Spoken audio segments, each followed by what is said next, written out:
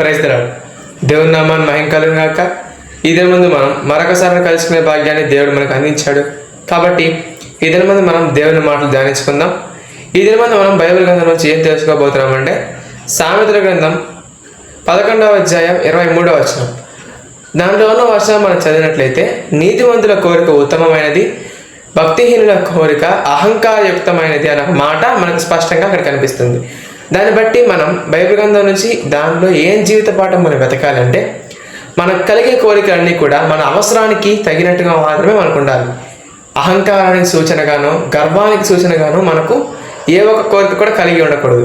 అనేక మంది కూడా మనకు అనేకమైన కథలు చెబుతూ ఉంటారు. అవేం కథలంటే, కొన్ని కథలు మనకు హిస్టరీలో కనిపిస్తుంటాయి. పెద్దలు మనకు చెప్తుంటారు. అదేమంటే దురాశ దుఃఖానికి చేటు అని ఒక కథ మనకు చెప్తూ ఉంటారు.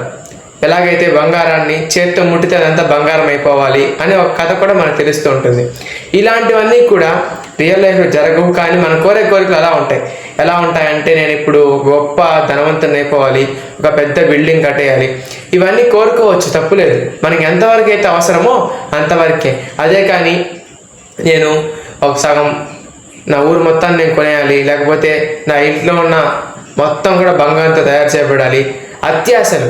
బైబిల్ గ్రంథం కూడా మనకేం సెలవిస్తుందంటే, నీ భోగ్యాచల నిమిత్తం కాక నువ్వు ఏమడిగినా కూడా నీ ప్రతి ఒక్క అవసరతను కూడా దేవుడు తన మహిమైశ్వర్యంలో తీరుస్తాడని బైబిల్ గ్రంథం మనకు సెలవిస్తుంది. కాబట్టి మీకు ఏదైనా కోరికలు ఉన్నా కూడా దేవునికి ఇష్టకరంగా, అది నీకు అవసరమైతే దేవుడు ఖచ్చితంగా నీకు ఇస్తాడు. కాబట్టి మంచి కోరికలు కోరుకుందాం, అహంకారయుక్తమైన కోరికలు కోరుకోకుండా దేవుని నామాన్ని మహిమకరంగా తయారు చేయబడదాం. రేపటి దిన ముందు బైబిల్ గ్రంథంలోని మరి ఒక జీవిత పాఠంలో మీ ముందుకు వస్తాం. ఈ వాక్యాన్ని దేవుడు దీవించి ఆశీర్వదించును గాక. ఆమేన్.